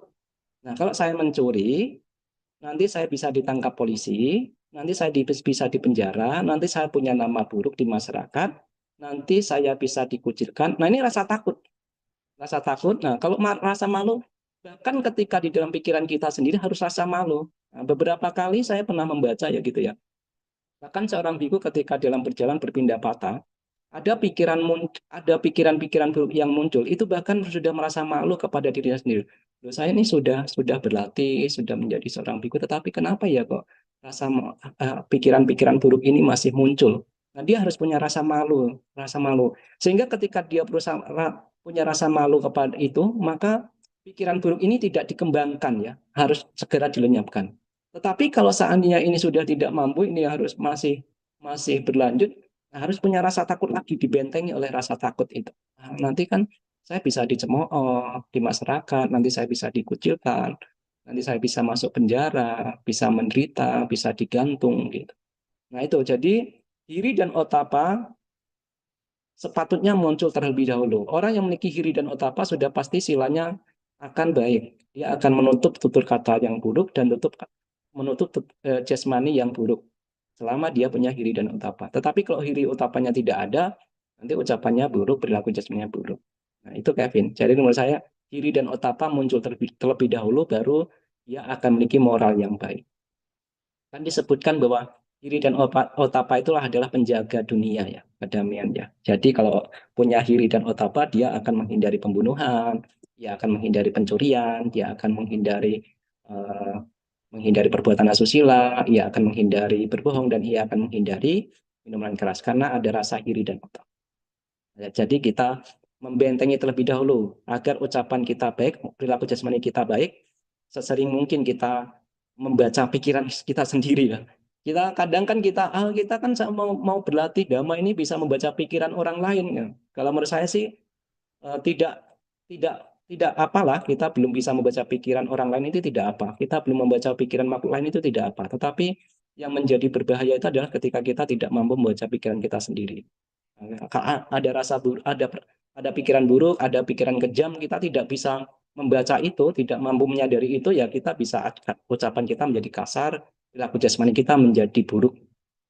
Nah, jadi menurut saya yang terpenting di awal adalah bagaimana kita bisa menyadari sendiri, kita bisa membaca pikiran kita sendiri. Ketika pikiran kebencian muncul, kita tahu, oh ini pikiran kebencian muncul. Ketika pikiran kejam, akhirnya ingin melukai makhluk lain ini muncul, ya kita menyadari, oh tahu bahwa pikiran eh, kejam ini muncul atau pikiran serakah ini muncul, kita tahu. Nah, ketika kita tahu, ketika kita melenyapkannya pikiran-pikiran buruk itu, nah ucapan kita pun tidak kasar, perilaku jasmani kita pun menjadi tidak kasar. Seperti itu. Baik Bante, terima kasih. Izin lagi Bante melanjutkan. Apakah pujian dan kata-kata baik itu mempengaruhi proses perkembangan atau pertumbuhan dan kehidupan seseorang, Bante? Ya, kamu saya iya. Jadi kan asalkan pujian dan asalkan pujian itu didasari penuh dengan rasa kasih sayang, rasa cinta kasih. Karena kan ujian, oh kamu bisa pandai, kamu bisa lulus, kamu baik, baik sekali ya. Tentu itu didasari oleh cinta kasih. Karena kalau pujian itu memang didasari dari rasa cinta kasih, didasari rasa kasih sayang, nah artinya batin kita, meta kita berkembang. Meta kita berkembang. Jadi pujian menurut saya patut dilakukan, asalkan pujian itu benar-benar disampaikan dengan penuh kasih sayang dan cinta kasih dan penuh, karena memang itulah, bukan untuk agar, oh kok orang itu memuji saya baik gitu. Bukan. Jadi selama pujian itu disampaikan dengan penuh, didasari oleh kasih sayang, didasari oleh cinta kasih, menurut saya ini akan membantu dalam perkembangan batin seseorang. Karena itu artinya mengembangkan meta di dalam dirinya. Oke, baik Bante. Kemudian lanjut, bagaimana jika sudah terjadi pelanggaran sila, Bante, untuk di masa depan? Ya, seperti yang tadi saya sampaikan bahwa sebagai seorang biku, bahkan pelanggaran itu kan melanggar sila itu kan ada pelanggaran-pelanggaran seperti itu. Ada kalaupun seandainya memang melanggar yang empat yang berat itu yang parajika ya memang sudah bukan menjadi seorang biku. Tapi bagaimana kalau seandainya ada pelanggaran-pelanggaran yang bukan parajika? Para biku akan mendatangi seorang bante atau para biku yang lain akan mengakui bahkan di masa depan akan mengendalikan. Begitu juga bagi rumah tangga misalnya. Kalau memang dia sudah melakukan pelanggaran-pelanggaran, kalau memang ada penyesalan-penyesalan dan itu hanya akan mengganggu perjalanan hidupnya, tidak ada salahnya bahwa dia akan menemui orang yang dihormati atau orang yang disayangi dan setelah itu jujur mengakui bahwa saya melakukan kesalahan ini. Nah, saya melakukan pelanggaran ini. Maka di masa depan saya akan berusaha untuk menjaga tutur kata saya, menjaga perilaku jasmani saya. Tentu itu baik ya, baik. Tetapi tentu ada perbedaan ya mungkin ya kalau di dalam seorang sangga sama seorang rumah tangga. Kalau seorang biku ya memang ada pengakuan ya. Pengakuan itu pun dilakukan agar kita penyesalan ini pun menjadi eh, berkurang gitu. Sehingga ketika duduk, ketika bermeditasi atau mempraktekkan nilai-nilai luhur yang lebih tinggi tidak dikejar oleh rasa penyesalan tadi. Karena bagaimanapun juga pelanggaran sila ataupun melakukan hal-hal buruk melalui ucapan dan perilaku jasmani berhubungan dengan rasa penyesalan. Kalau ada rasa penyesalan sudah di awal, maka sulit untuk mengembangkan pikiran-pikiran luhur yang lebih tinggi. Maka itu dibutuhkan pengakuan. Nah, dengan mengakui kesalahan dan berusaha di masa depan untuk menjaganya agar tidak melakukan pelanggaran-pelanggaran lain, ini jauh lebih baik. Dan orang yang mengakui kesalahannya biasanya biasanya akan bisa meningkatkan keluhuran-keluhuran yang lain. Gitu. Menurut saya seperti itu ya Kevin ya. Jadi ini mengakui itu adalah untuk mengurangi rasa penyesalan tadi atau bahkan setelah pengakuan itu ketika ingin meningkatkan atau mengembangkan pikiran-pikiran yang luhur itu tidak dikejar, tidak dihantam oleh penyesalan, rasa penyesalan. Karena kalau sudah ada rasa penyesalan, bagaimana dia bisa praktek dengan bahagia? Bagaimana dia praktek dengan tenang, damai? Nah, seperti itu.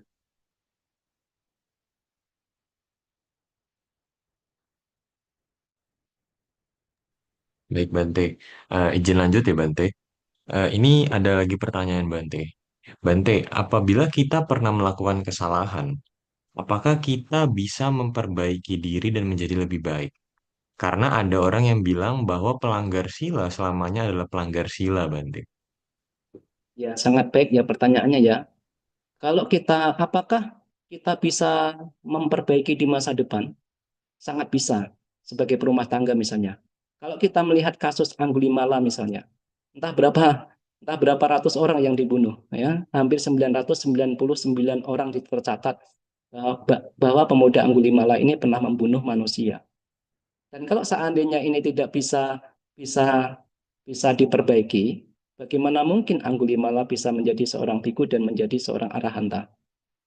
Nah, di akhir kehidupannya diceritakan bahwa bahkan eh, Bante Anggulimala ini tidak akan mengalami kelahiran lagi karena sudah pengotor batinnya sudah bersih total. Apakah apakah itu bukan manusia yang begitu sangat keji ya, membunuh hingga hampir 1.000. Nah, kalau seandainya tidak mampu mampu mengubah, ya bagaimana bisa mencapai kesucian? Jadi eh, menurut saya masih bisa lah. Menurut saya masih bisa kesalahan asalkan kalau seandainya, tetapi bukan berarti oh ya sudahlah saya melanggar sila saja lah ya, bukan seperti itu ya. Bagaimanapun juga di awal sila itu berhubungan dengan kedamaian ya. Karena kalau sudah melanggar sila itu akan menimbulkan penyesalan-penyesalan dan kalau sudah ada penyesalan itu sulit untuk mengembangkan pikiran yang lebih luhur. Tapi bagi kita yang mungkin di masa lalu pernah melakukan kesalahan-kesalahan seperti yang tadi saya sampaikan, menyesal itu perlu tetapi seperlunya, tidak perlu berlarut-larut dan setelah itu mengakui bahwa saya memang pernah melakukan kesalahan. Maka di masa depan saya harus menjaga. Maka ada sebuah perumpamaan, kalau seseorang itu, Sang Buddha memberikan perumpamaan, seperti halnya bulan yang tertutup oleh awan hitam, jadi kan gelap, itu seorang yang telah melakukan hal-hal buruk. Hal buruk, ucapan buruk, pikiran buruk, perilaku jasmani buruk. Tetapi ketika ia sudah mampu melewatinya, pikiran menjadi baik, murni, ucapannya menjadi baik, murni, perilaku jasmani menjadi baik, murni, maka bulan itu pun akan terang. Awan yang gelap yang menutupi itu pun akan berlalu. Nah, seperti itulah. Jadi, entah berapa banyak kesalahan-kesalahan yang telah kita lakukan di masa lampau, tetapi ketika kita sudah menyadari itu, saya memang pernah melakukan kesalahan di masa lampau. Dan sekarang akan bertekad, bersungguh-sungguh, berlatih untuk menjaga ucapan saya, menjaga perilaku jasmani saya, maka itu lebih baik lah ya. Bisa. Bukan berarti tidak bisa menjadi orang yang lebih baik. Menurut saya sih bisa. Dengan contoh seperti pemuda Anggulimala misalnya. Bahkan mungkin orang akan mengecap sebagai orang yang begitu sangat keji di masa pemudanya. Tetapi toh pada akhirnya menjadi orang yang pada akhirnya menjadi seorang bante yang sangat terkendali, sangat murni ucapan dan perilaku dan pikirannya karena telah mencapai arahanta, manusia yang suci. Seperti itu. Ya, Baik, Bante. Izin Bante melanjutkan. Gini, Bante. Misal ya, Bante. Kita tahu kan ya, Bante, kalau misalnya em, kita ini sebagai umat awam atau ya anggap upasaka upasika lah, Bante. Menjalankan 5 sila. Di satu sisi juga kita bekerja bekerja secara ya bekerja lah untuk menghidupi kebutuhan kita seperti itu, Bante. Yang dimana bekerja itu kan pasti dituntut oleh suatu hal yang namanya profesional ya, Bante, profesionalitas ya, Bante. Nah, ini mungkin cukup cukup cukup membingungkan ya, Bante, kalau misalnya ketika kita join atau kita ikut ke satu organisasi sosial, Bante, apakah lebih baik kita itu mengikuti hal-hal yang ditoleransi atau sifatnya kekeluargaan, atau kita tetap bekerja sesuai dengan profesionalitasnya kita, Bante? Seperti itu mungkin, Bante. Karena mungkin di dunia pekerja itu yang kita dituntut untuk profesional, integritas, itu kan berbeda sekali dengan dunia yang sifatnya organisasi sosial ya, Bante. Nah, ketika kita udah terbiasa di tempat yang profesional dan integritas, terus kita masuk ke satu tempat yang sifatnya masih kekeluargaan, mungkin banyak hal yang berbenturan seperti itu, Bante. Mungkin itu terjadi di banyak kejadian ya, Bante. Sehingga mungkin banyak kayak akhirnya orang hanya memilih kayak, oh ya sudah lebih baik saya fokus kerja cari uang aja. Karena fokus kerja cari uang pun juga istilahnya seperti berbuat baik dan benar. Maksudnya adalah mungkin menghidupi dirinya dengan baik, mendukung dia agar bisa berbuat baik ke orang lain, menghidupi keluarganya, bekerja dengan arah yang benar atau memiliki pekerjaan yang benar gitu, Bante. Seperti itu mungkin, Bante. Eh, saya agak kurang memahami yang organisasi sosial tadi berbenturan itu maksudnya itu kalau sosial kan baik ya selama ini ya kalau kalau saya memandang kan sosial ini baik karena membantu orang yang dalam kesusahan itu. Sedangkan kalau bekerja ini ya sebagai rumah tangga memang punya kewajiban karena hidup dia harus menghidupi termasuk dirinya sendiri juga kalaupun seandainya sudah punya keluarga dia punya tanggung jawab untuk menghidupi keluarga. Agak berbeda dengan seorang biku misalnya memang tidak dituntut untuk bekerja karena segala kebutuhannya memang praktis membutuhkan sokongan atau membutuhkan dukungan dari rumah tangga sehingga tidak bekerja. Nah, yang perlu saya gariskan adalah eh, kalau memang sosial itu baik atau di dalam sosial ini banyak benturan-benturan daripada tergantung benturan ini karena memang kita yang tidak bisa mengikuti aturannya, egonya kita yang lebih tinggi, ataukah memang peraturannya ini bertentangan dengan hati nurani misalnya. Karena kan selama ini saya memahami, saya mengetahui, yang saya ketahui sendiri, yang saya pengertian saya pribadi bahwa kegiatan sosial itu yang baik gitu. Sosial baik karena ini akan membantu kehidupan orang-orang yang merasa kesusahan. Sedangkan bekerja untuk menghidupi keluarga itu juga sangat baik.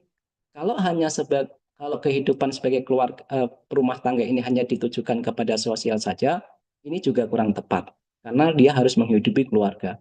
Tetapi kalau hanya bekerja terus tanpa berpikir bahwa melakukan hal-hal bajik, ini juga kurang tepat. Bagaimanapun juga di kehidupan yang akan datang ini kita disokong oleh perbuatan-perbuatan yang kita lakukan.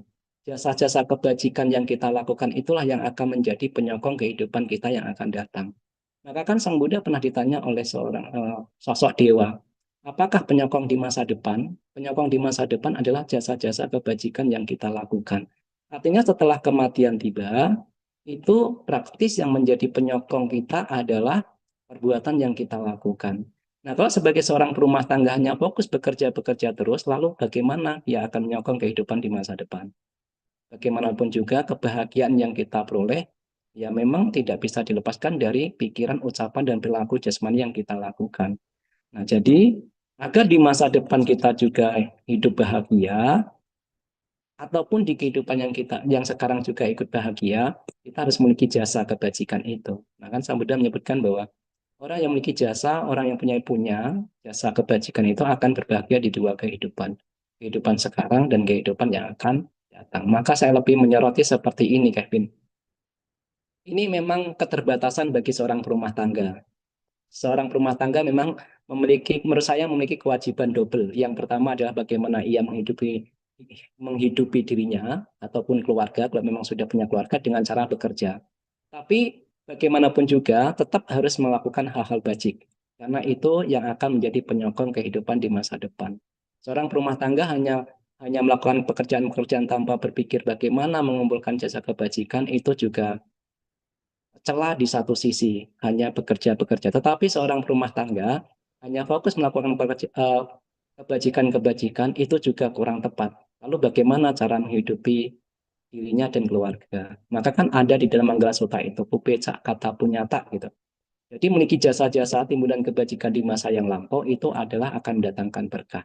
Berkahnya ya bentuk kebahagiaan, batin ini sudah siap, maka batin kita sudah matang, termasuk itu misalnya di masa Sang Buddha ketika bertemu dengan Sang Buddha lalu ketika membabarkan dhamma yang mendengarkan ini mampu mencapai kesucian sedangkan yang lain tidak mampu mencapai kesucian karena kan memang jasanya berbeda-beda, batinnya sudah berbeda-beda. Apa yang dilakukan di masa yang lalu itu berbeda-beda sehingga itu yang membedakan batinnya ini sudah siap atau belum.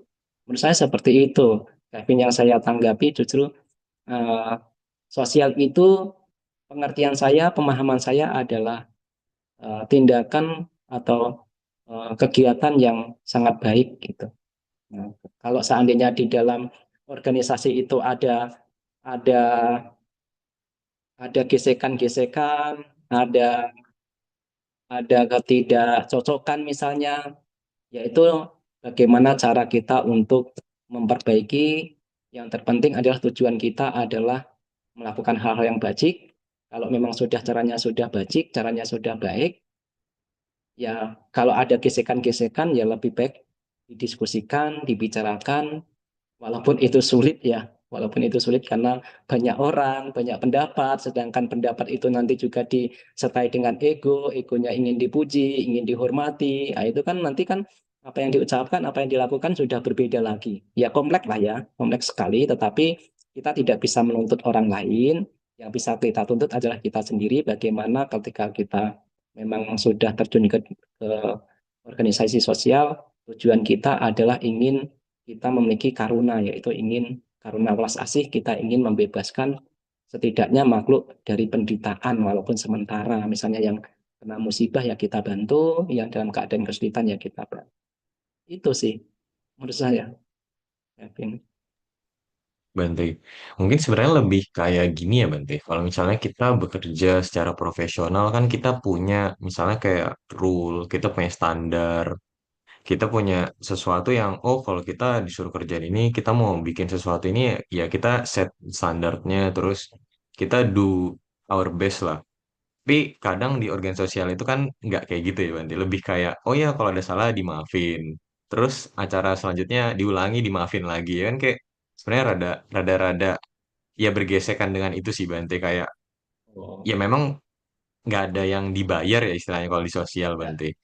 Ya pasti kan orang-orang pasti hanya akan ngomong kayak ya kita kan kerja nggak dibayar. Tapi menurut saya ya namanya juga organisasi sosial siapa yang mau bayar kecuali karma baik gitu kan Bante. Ya kita kan ya, selalu ya, pasti dibahasnya dengan ya kalian akan dibayar dengan karma baik sesuai kalian lah. Tapi menurut saya juga buat apa ngomong kalau kayak berbuat karma baik tapi kayak something yang salah itu kayak diulangi terus gitu loh kayak tujuannya kan sebenarnya sama kayak kita pengen bikin something yang acara itu ya sukses berjalan dengan baik minim kesalahan lah dan kesalahan yang sudah pernah terjadi pun tidak diulangi lagi seperti itu tapi kan nyatanya di tempat di organ sosial itu punya standar yang seperti itu kayak misalnya oh ya namanya juga organ sosial oh ya berdasarkan kekeluargaan dan cukup susah ketika itu disampaikan ke orang-orang yang sudah lama di sana Bante seperti itu sih Bante mungkin.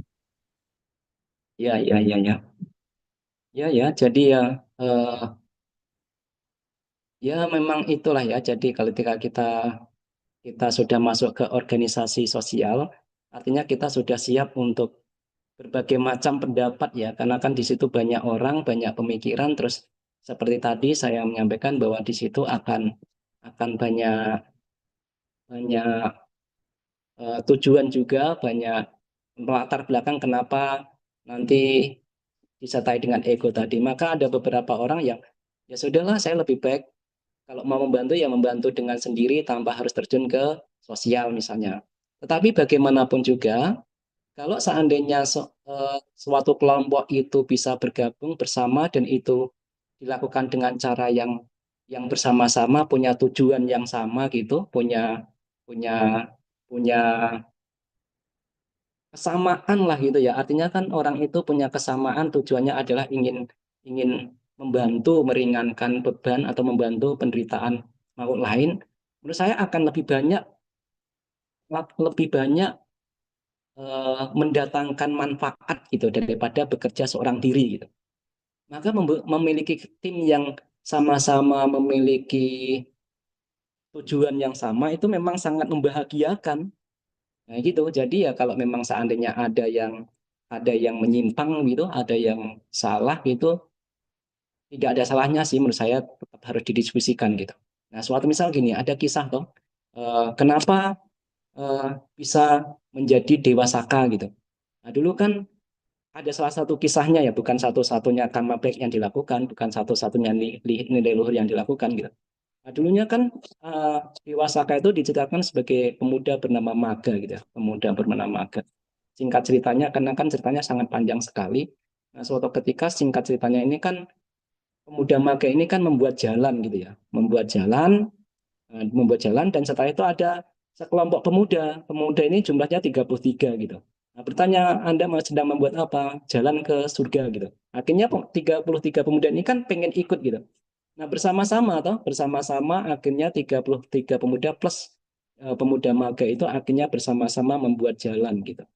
Nah, membuat jalan walaupun membuat kebajikan itu ya ada rintangannya ketika itu ada seorang kepala desa yang tidak suka, tidak senang sekelompok pemuda ini justru membuat jalan gitu kan, mungkin akan membawa reputasinya atau apa gitu sehingga dilaporkan kepada kerajaan seorang raja sehingga seorang raja ingin memanggil 33 pemuda ini dengan hasutan kepala desa itu. Nah, singkat ceritanya kan ingin dibunuh gitu ya. Nah, diinjak-injak oleh gajah gitu ya. Jadi diinjak-injak oleh gajah, tetapi gajah itu yang diminta untuk menginjak-injak pemuda bernama Maga itu dan 33 itu tidak mau berjalan gitu. Nah, ketika itu ditanya, ini ada apa ya gajah kan? Padahal kan sudah ditutupin, tidak orang ini tidak terlihat bahwa itu orang ditutupin sehingga itu ditutupin dengan kain atau dengan karpet gitu sehingga gajah ini tidak tahu bahwa itu adalah seorang manusia. Tetapi walaupun sudah ditutupin ini, gajah kan tidak mau berjalan gitu ya, tidak mau berjalan di atasnya. Nah, ketika itu pemudanya ini, rajanya kan berkata, ini ada apa ya, kok aneh ya, kenapa kok gajah itu tidak mau berjalan? Nah, ditanya, gitu, kenapa? Pemimpinnya ya, pemuda maga itu diminta untuk datang kepada raja tersebut dan ditanya, kenapa? Ada apa yang kurang? Kenapa Anda ingin memberontak kerajaan? Gitu. Oh, bukan, kami tidak ingin memberontak kerajaan, saya sedang membuat jalan gitu. Oh, katanya kepala desa Anda dan sekelompok pemuda ini ingin memberontak. Oh, bukan, kami sedang membuat jalan gitu. Ini justru kebajikan. Gitu. Nah, raja itu mengatakan bahwa yang menarik ya bagi kalau saya tidak salah ingat gitu. Binatang saja tahu yang kebajikan yang Anda lakukan, tetapi saya sebagai manusia tidak tahu bahwa Anda melakukan kebajikan. Gitu. Artinya kan 33 pemuda dan pemuda bernama Magan tadi dibebaskan dan justru dikasih hadiah. Menurut saya bahwa sekelompok orang sosial ini tentu akan lebih lebih mendatangkan manfaat yang lebih besar daripada dikerjakan seorang diri. Asalkan dengan bersama-sama tadi, sama secara secara tujuannya, sama untuk kebajikan gitu. Lalu bagaimana kalau seandainya ada gesekan-gesekan, ada ketidakteraturan lagi di jalan gitu. Ya patut untuk dibicarakan lagi tujuan kita ya memang tidak lain adalah kita agar berguna, kita juga berguna, selain berguna kepada diri kita sendiri, berguna kepada keluarga, kita sosial ini adalah demi berguna kepada yang lain. Gitu. Nah, nanti kalau punya kesamaan, menurut saya itu sangat membahagiakan. Kenapa memang punya kesamaan dalam hal pandangan itu menjadi kebahagiaan? Nah, itu kan juga disebutkan Sang Buddha ya. Kenapa kalau seorang istri dan suami itu ingin hidupnya harmonis, bahagia kan harus harus memiliki kesamaan, nggak setaraan ya. Sadanya juga setara, silanya juga setara, kedermawanan juga setara, panyanya juga setara. Jadi ini akan membawa kebahagiaan, akan membawa keharmonisan dan kekuatan. Tapi kalau di dalam kelompok itu sudah berbeda-beda, ada yang penuh dengan ketidaksenangan, sedangkan yang lain penuh dengan cinta kasih, ya ini akan menjadi rintangan tersendiri. Nah, seperti itu ya, saudara Kevin ya, sulit lah memang sebagai banyak orang ya. Tapi ya tadi lagi ya, ini memang kan karma baik gitu. Ya, tidak ada salahnya juga. Sebenarnya yang lebih disayangkan itu adalah ketika orang-orang yang standarnya lebih tinggi itu keluar Bante.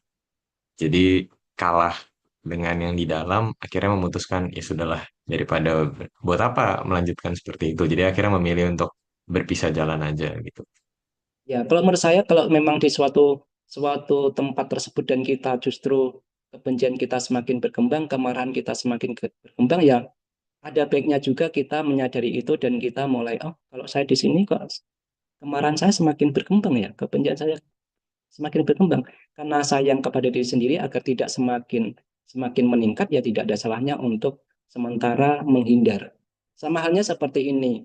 Kalau setelah kita pergi ke wihara itu cinta kasih kita berkembang, kedermawanan kita berkembang, rasa malu kita berkembang, rasa takut kita muncul, maka kita harus datang ke sana. Seperti itu. Tetapi ketika Ketika suatu tempat itu kita kunjungi, tetapi justru hal-hal buruk yang berkembang, ya jangan ke sana. Kan gitu Sang Buddha. Ketika Anda datang maju ke depan, setelah Anda merenungkan, setelah Anda memikirkan sendiri, nanti kalau saya jalan ke depan, saya berada di sana, keserakan saya semakin berkembang, kebencian saya akan semakin berkembang, ketidaktahuan saya semakin berkembang, ya jangan ke sana. Tetapi setelah Anda merenungkan sendiri, setelah Anda memikirkan sendiri, setelah bekerja dengan sungguh-sungguh, ketika Anda datang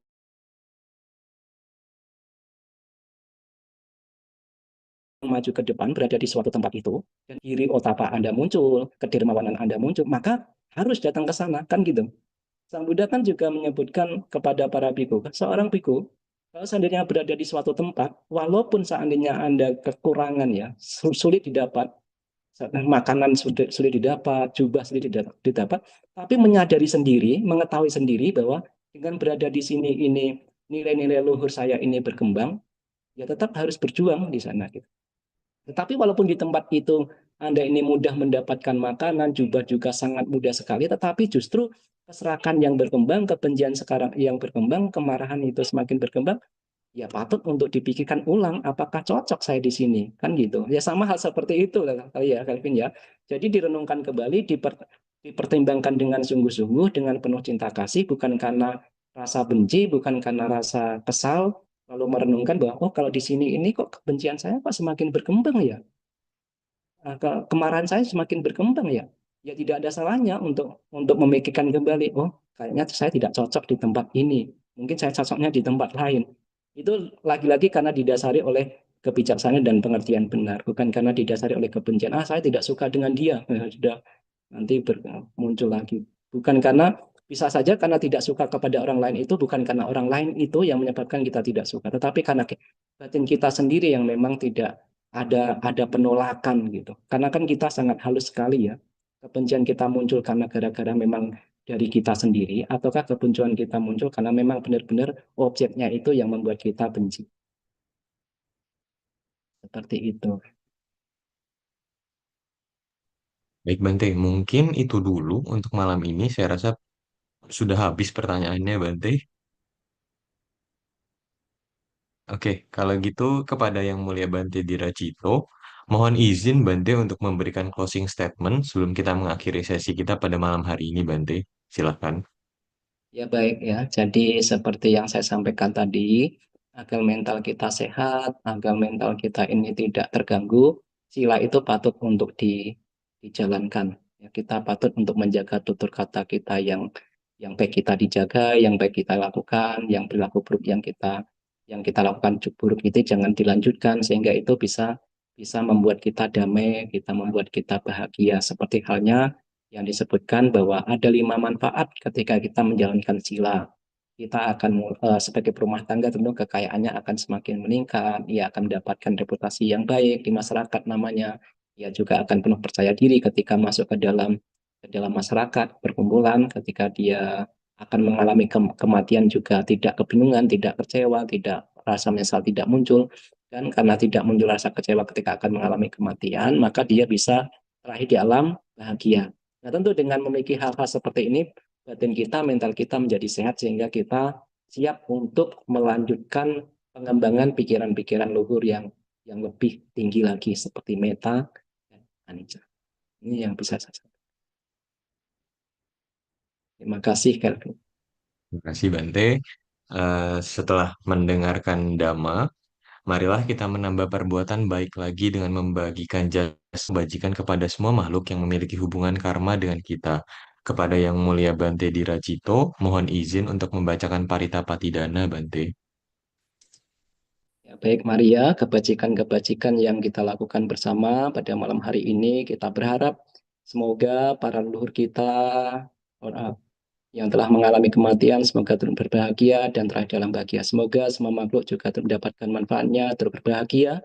Semoga para dewa juga turut berbahagia, turut bersuka cita. Mari kita dengan penuh rasa bakti dan keyakinan kita melakukan batik dana. Andamayang pati danang karoma se punya sidani kata sa ya nanya ni kata nime Desan bhagino hontu satananta pamanaka ye piya gunawanta ca maihang mata pita dayo dita meca pya dita wa anye maja tawerino sattha te tanti lokasming te bhumma jatuyo nika pance kacatuwo kara sangsaranta bhawa bhawe nyatang ye patidhaname anumodantu te sayang ye cimang na pajananti dewa te sang niwedayung maya dinana punyanang anumodana hetuna sabbe satta sada hontu awera sukajiwino kema padan capa pontu desa saksi jatang subha.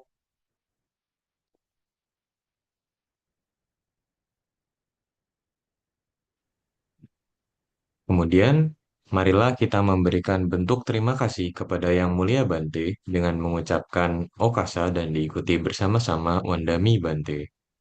Okasa Wandami Bante.